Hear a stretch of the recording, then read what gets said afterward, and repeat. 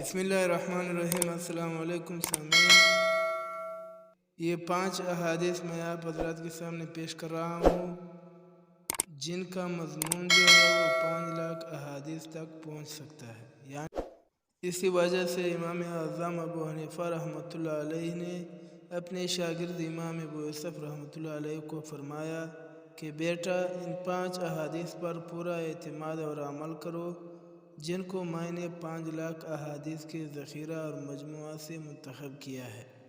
وہ احادیث کون سے ہیں؟ وہ احادیث یہ ہے جن کو میں اب آپ حضرات کے سامنے پیش کر رہا ہوں۔ اس لیے ہمیں چاہیے کہ ہم میں سے ہر ایک ان احادیث کو یاد کرے اور ان پر عمل کرے اور جتنا ہو سکے اس کو پلانے کی کوشش کرے۔ ان احادیث میں سے پہلی حدیث یہ ہے انما الاعمال بالنیات۔ اس کا ترجمہ ہے کہ سارے اعمال کا دار و مدار اور ثواب نیت پر ہے۔ یعنی جو بھی آدمی جو عمل بھی کرے گا تو اس کا دار و مدار نیت پر ہوگا۔ یعنی اگر اس کی نیت صحیح ہوگی تو وہ عمل قابل قبول ہوگا، اور اگر اس کا عمل درست نہیں ہوگا تو وہ عمل قابل قبول نہیں ہوگا۔ دوسری حدیث یہ ہے من حسن اسلام المرء ترکہ ما لا یعنیہ۔ یعنی آدمی کے اسلام کی اچائی اور خوبی میں سے یہ بات ہے کہ وہ لا یعنی فضول باتوں کو ترک کر دے اور چھوڑ دے۔ اس حدیث کا مطلب ہے کہ اسلام کے اندر کسی بھی آدمی کے اندر جو بھی اچائی اور خوبی ہو ان میں سے سب سے اچھی خوبی یہ ہے کہ وہ فالتو باتوں کو چھوڑ دے۔ یعنی جتنے بھی فالتو کام اور باتیں ہیں جو شخص بھی ان کو چھوڑ دیتا ہے تو یہ انسان کی سب سے اچھی خوبی ہے۔ تیسری حدیث ہے لا یؤمن احدکم حتی یحب لاخیہ ما یحب لنفسہ۔ یعنی تم میں سے کوئی شخص بھی مکمل مومن نہیں ہو سکتا جب تک کہ وہ اپنے مسلمان بھائی کے لیے بھی وہ چیز پسند نہ کرے جو اپنے لیے پسند کرتا ہے۔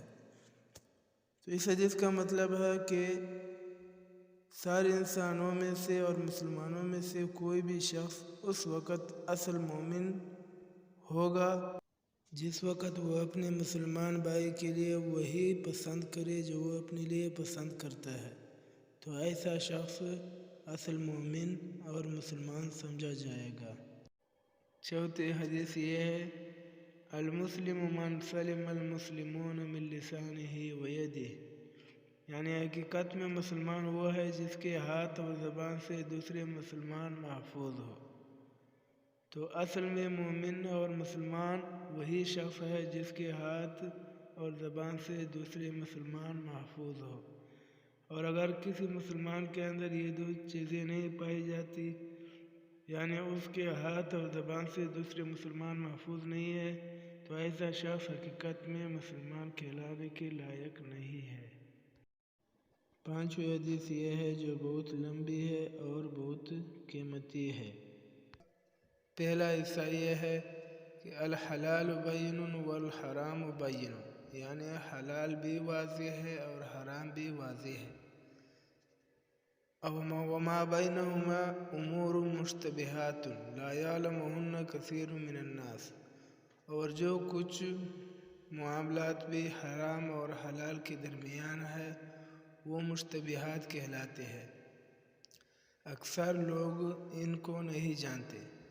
لہذا فمن اتقى الشبہات استبرأ لدینہ وعرضہ۔ یعنی جو شخص شبہات کے امور سے بچا رہا، جس نے اپنے آپ کو ان امور سے بچایا تو اس نے اپنے دین اور اپنی عزت کو بچایا۔ فمن وقع فی الشبہات فقد وقع فی الحرام۔ یعنی جو شخص شبہات کے اندر لگا رہا تو وہ حرام کے اندر لگ گیا۔ اس کی مثال بیان کی گئی حدیث میں کراعٍ یرعىٰ حول الحمى یوشک ان یقع فیہ۔ یعنی یہ شخص اس چرواہے کی طرح ہے جو اپنے بکریاں چراگاہ کے آس پاس چراتا ہے تو قریب ہے کہ یہ شخص یعنی اس کی جو بکریاں ہے وہ اس چراگاہ کے اندر چلے جائے۔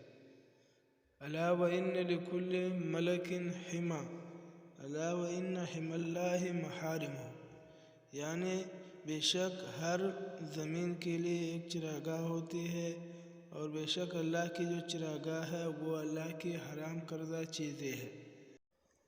الا وان فی الجسد مضغۃ اذا صلحت صلح الجسد کلہ واذا فسدت فسد الجسد کلہ، اور سنو بے شک جسم کے اندر ایک ٹکڑا ہے، جب وہ صحیح اور تندرست ہو تو سارا جسم صحیح اور تندرست ہوتا ہے، اور جب وہ ٹکڑا بگڑا ہوا ہو یعنی خراب ہو جائے تو سارا جسم خراب ہو جاتا ہے۔